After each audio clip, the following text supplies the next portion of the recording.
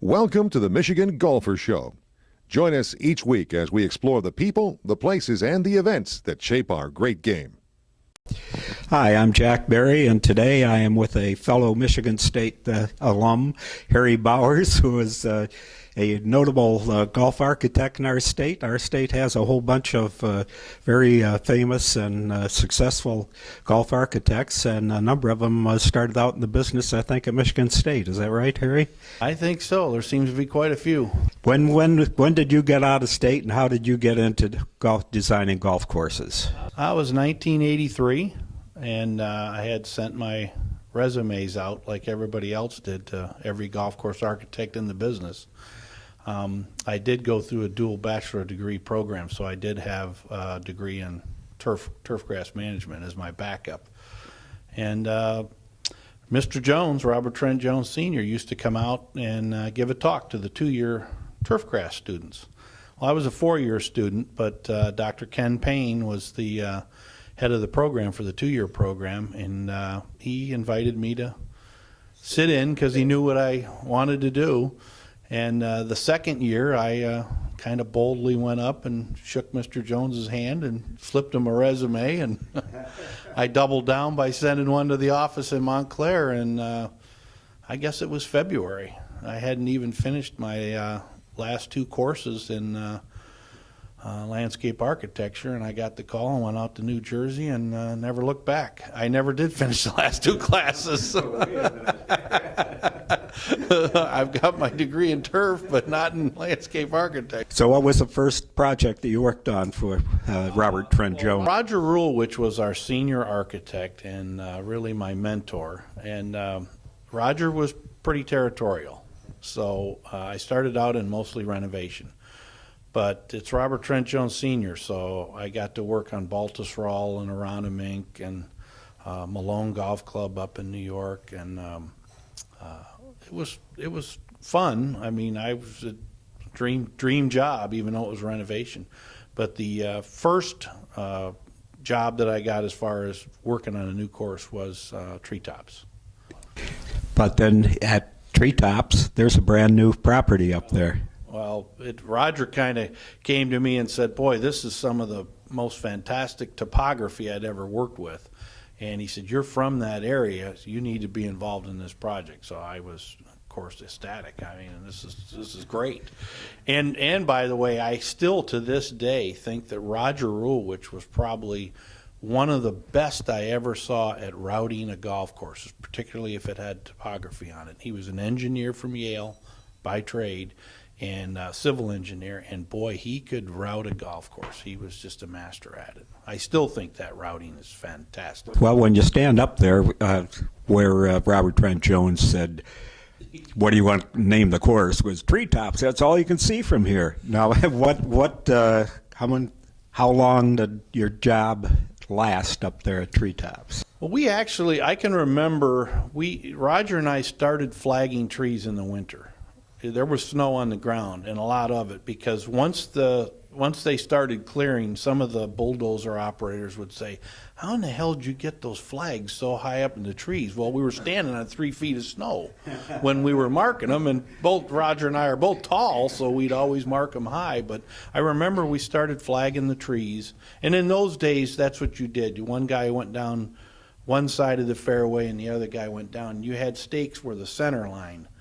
And you just kind of made your way through, and any good specimen trees you tried to work around, and sometimes you'd shift holes or green complexes to take advantage of better trees. But yeah, it probably took 2 weeks anyway. And then what?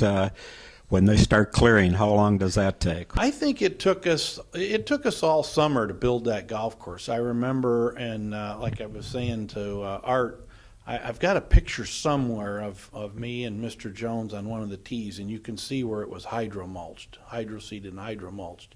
And I think, if I remember right, we did that hydro-mulching because we were a little late. So I'm going to guess late August, early September. So that was a big show when Robert Trent Jones went up to northern Michigan for the grand opening. Well, you were laughing about him calling the place Treetops. I was with him in the cart Harry Melling, and I think they had hired Rick Smith by then, and I think Rick was in the cart. And we got to that, what is it, fourth hole or sixth hole? Sixth hole, isn't it? Yeah. And Harry had asked Mr. about names, and they had a bunch of names. I mean, all kinds of names. And I'm just sitting and listening. I've got no input at all. When you were with Mr. Jones, he had the stage. And we were going on maybe like the fourth hole. We're in a cart, and I said, "So what are you thinking, Mr. Jones?" He said, "Well, I like to keep names simple. People like simple names. They need to roll off." And he said, "Everything they're putting out there is too complicated." And it was in the fall, so bam, we get to that par 3, and that's all you could see were the fall colors down there in that valley. And classic Jones, he just turned to Harry Melling and says, "I've got your name, Treetops." And that was, the rest is history, yeah. Sensational. Now, people, younger people these days don't know Robert Trent Jones from, Robert Smith or anything. But it's a shame. But that name lives on. I mean, what a great golf course name. Well, the resort was Sylvan Resort, and that was the ski resort. Yes. And then it became Sylvan Resort, or Treetops at Sylvan Resort. Yeah, you're right. It was Sylvan Resort. Now it's just Treetops. You can't come up with a better name. Well, working for Mr. Jones was, just a dream. And I traveled all over the world with him the first 2 or 3 years. Sometimes I felt like the valet, but it didn't matter because he would tell stories, and I asked a lot of questions. Matter of fact, I remember one night he invited me over to the house, and he had a garage in Montclair. His garage was really an office for him, and it was a cluttered mess. I mean, there was stuff everywhere. And he called me over and he said, "Come here, I want to show you something." And he pulled out this book, and it had all of these writings, and it had sketches and everything else, and it was a copy of the original manuscript of Alistair Mackenzie's Spirit of St. Andrews. Wow. And he made a copy of it for me on an old Xerox copy machine. So, it was kind of shiny paper, but I still have it to this day. I don't have the pictures, and I know that manuscript ended up being written some years later, and nobody's been able to find the pictures. There's even been questions whether there were pictures. I saw some of the pictures, and Mr. Jones said it was Alistair Mackenzie's wife that did watercolors. Wow. So, but nobody's been able to find him. But I still have a copy of it. Well, you're talking about Harry Melling. I remember, what is it, about the third hole that's on the Masterpiece course, where it's the fairway is, it's like that. It's like an upside down saucer. Balls go off into the woods. Well, Harry liked that. As a player, you don't like that. But Harry liked that, and he said, "Yeah, in the evenings, my wife and I, we'd go out and walk along the side and pick up all the balls, the shots that people had lost, rolled off the fairway." And That's right. Harry Melling was he was almost a kindred spirit with Roger Rulewich, because Roger really liked to leave the lay of the land. He didn't believe in contouring out the landing area, so they were receptive. And it actually drove Mr. Jones nuts sometimes, because he was like, "They have to have a place to land, Roger. You can't have everything crowned." But Harry liked it. You're right. And Harry wasn't a very accomplished golfer, but he did like that fact. And it fits with Treetops. I mean, the whole thing is just this beautiful rolling terrain. So it fit. I can remember, I think it's the 15th green.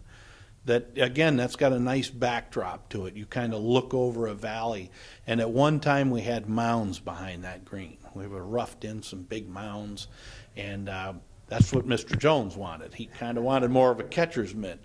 Then the next visit, because I stayed there for about 3 months at one time. The next visit, Roger came out. And, well, what the heck are these mounds doing here? I want to be able to look, blah, blah, blah, blah, blah. Well, I'm doing what Mr. Jones wants. You know, Roger, I know you're the senior guy, but I'm doing what, guess who comes out the next day? Harry Melling. Harry Melling's with Roger. And Harry Melling says, I think Roger's right. Let's get rid of those mounds. We're looking over these. So, you know, he was involved. He wasn't there often, but when he did come out, he was involved, and he had something to say, and by golly, you better listen. Well, after the Jones course, when Rick talked them into hiring Tom Fazio to do that course, and then a Rick course besides, and Harry said he liked the Jones course better because it made he had to play better, made him play better, and he enjoyed that more. I think I remember him saying that a few times, Jack. I really do. He like I said, he didn't come out that often, but when he came out on that golf course, and he took notes, and he would tell me, I'm thinking of this and that. You run it by Mr. Jones, but this is what I want. So it was a collaborative effort, and he was a great owner. He was terrific. He went far too soon. Yes, very unfortunate. I think I'll ask Mr. Melling, what really made you feel that Mr. Jones was the person that you wanted up here at Sylvan Resort? I think the key factor is he leaves the land basically the way it is, and the beauty up here, I could see it, but not as good as he could see it. I mean, I could go through the woods and see hills, but I couldn't see the hills and the valleys and I have seen a lot of the other architects, and he leaves things natural. And tell you what, when he started moving the trees out of the way, he saw it, and I didn't see it, and we couldn't have made it any better choice.